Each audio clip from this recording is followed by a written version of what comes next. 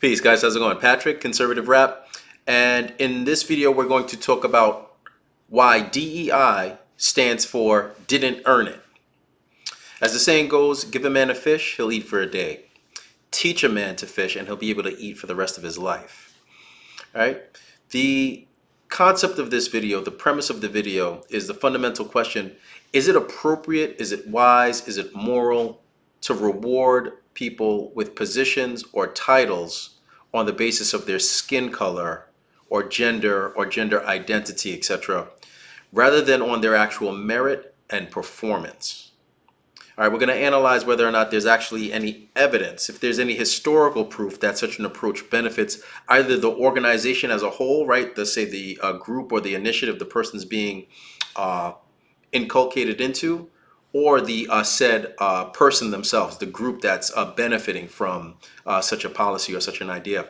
So what we'll find out is this, what I like to call affirmative action on steroids, is one of the most poisonous, despicable, and crippling popular notions still in our nation today, specifically because it operates under this hidden veil of altruism.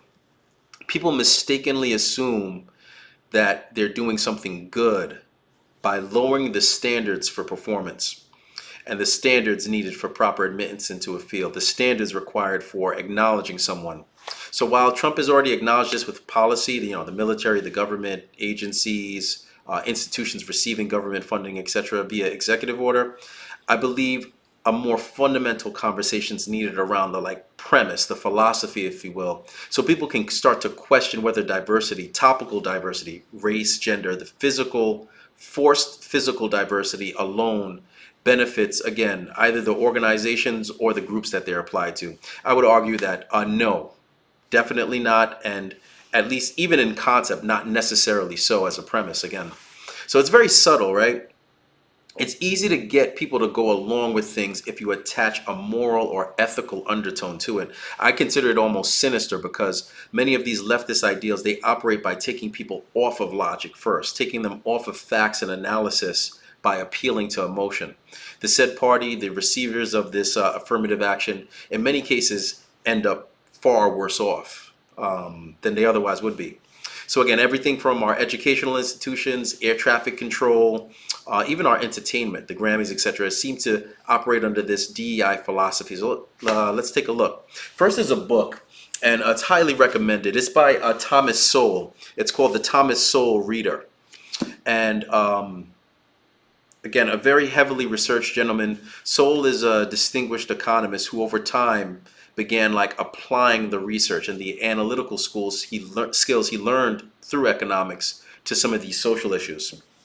One of the things he points out is that it's pretty interesting. Before affirmative action, I don't know if you know this, this was news to me. Before affirmative action, there were actually more blacks in college who successfully matriculated through higher education than after the implementation of affirmative action. The reality is, because of affirmative action, in order to meet quotas, many Ivy League universities started to lower their standards for admittance for those applicants, right? If someone was black, they just lowered the standard and let them in. You had many black children, thus, who would normally go on to mid-tier, very respectable institutions, instead be selected to operate alongside students at this elite level.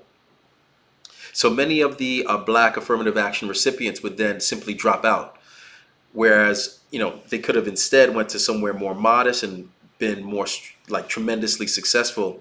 It's a very isolating and daunting thing if you think about it, and that's why I say sinister, because many of the downstream outcomes, which typically get neglected, they don't fit the mainstream narrative, really leave even the recipients themselves worse off than they otherwise would be if they were just left alone to their own devices. Next, this is from the New York Post. Air traffic controller shortage of 3,800, right? Almost 4,000 due to DEI practices, cutting the 2 white and 2 elite candidates, says a lawyer. So the Federal Aviation Administration, as you know, FAA, faces a severe shortage of 3,800 air traffic controllers, partly attributed to diversity and inclusion hiring policies that allegedly removed over, check this, 1,000 qualified candidates from a hiring pool. There's a class action lawsuit that claims these practices implemented a biographical assessment in 2013, disadvantaging candidates with aviation experience. Simultaneously, hiring was nearly frozen for 4 years, leaving a talent gap that impacts safety and workload. The crisis became evident in January 31st, 2025, with that collision of the airplane and helicopter in DC that killed 67 people. The crash highlighted understaffing, with the air traffic control tower operating really at two-thirds of their recommended staffing. Nationwide, only 10,000 controllers are active, while 14,600 are needed to meet demand.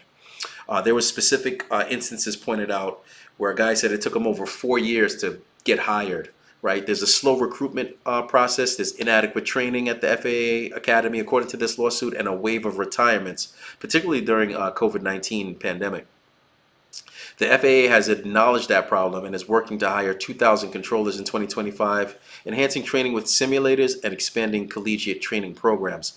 Despite hiring 1,811 controllers in 2024, reversing the decades-long decline remains a challenge for them, and critics warn the shortage jeopardizes aviation safety, lives, physical human lives, and puts controllers, the air traffic controllers, under immense strain, right? Exhaustion, etc. Next, this is from Mario Nawfal, and just as a point, the article I'll link to points this out. Pilots need air traffic controllers like on a daily basis. They like distinguish it. It's a very thorough article. It's fairly long but comprehensive.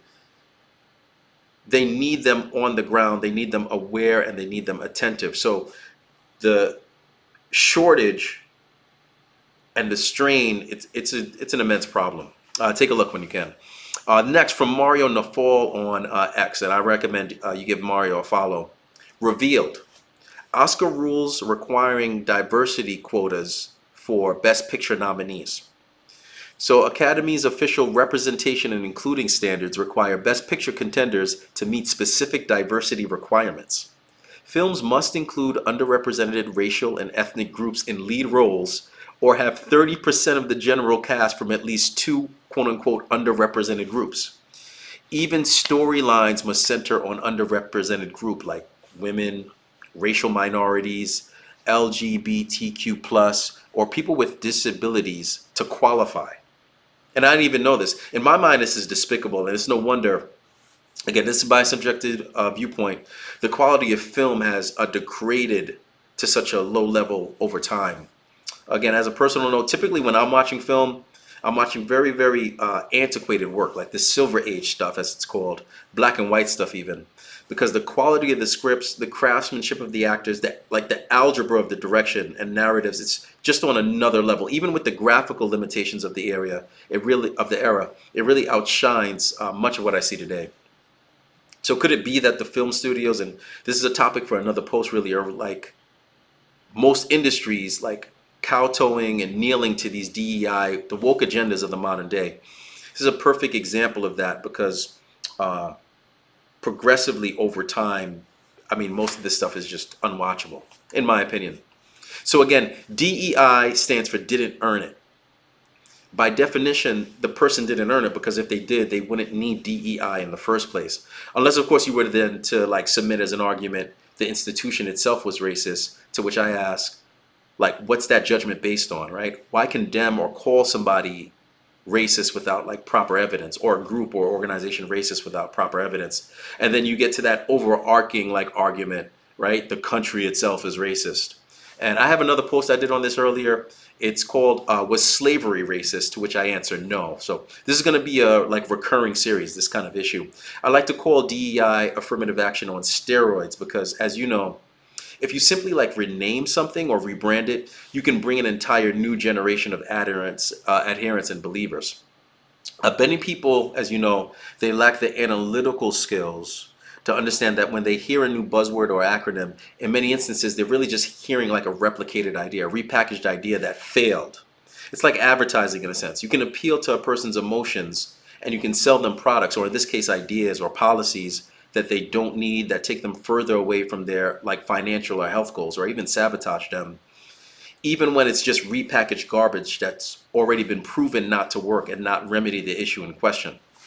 So what's fascinating to me, and Thomas Sowell has another book on this, it's called Vision of the Anointed. And he points out that like the self-appointed academic class, the elites who counsel the governments and develop these progressive inclusion-based policies, they actually face no repercussions, even in the case of like abject failure. It's not like the business world, at least, where you can propose an idea, it fails, you face the consequences, right? Most of this DEI stuff, it stems from a class of like intellectual recurring socialist propagandists. And they've already failed multiple generations over, and no one's asking like why and trying to stop them. I mean, it's fascinating. They're still here. They're still spouting the same nonsense that's not working. People are waking up to it, especially with the Trump administration and a lot of what they put out from a policy perspective.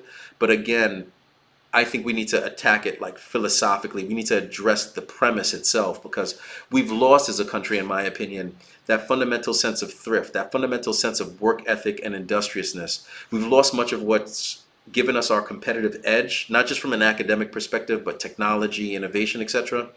And ultimately, it's sad to say, but I think we're legitimately at a point when you see a so-called, person of color accomplish something or in a position of influence, as what's the word? As contrarian as this to say, it's generally hard to know at first glance whether or not they actually earn that position or they have the level of competency that the accomplishment implies. All right. So, what do you think? Leave a comment below. DEI stands for didn't earn it, and it needs to stop. We need to take a look at some of these more sinister premises that underlie the thinking itself and question it outright. Thanks so much. Look forward to talking soon, and take care.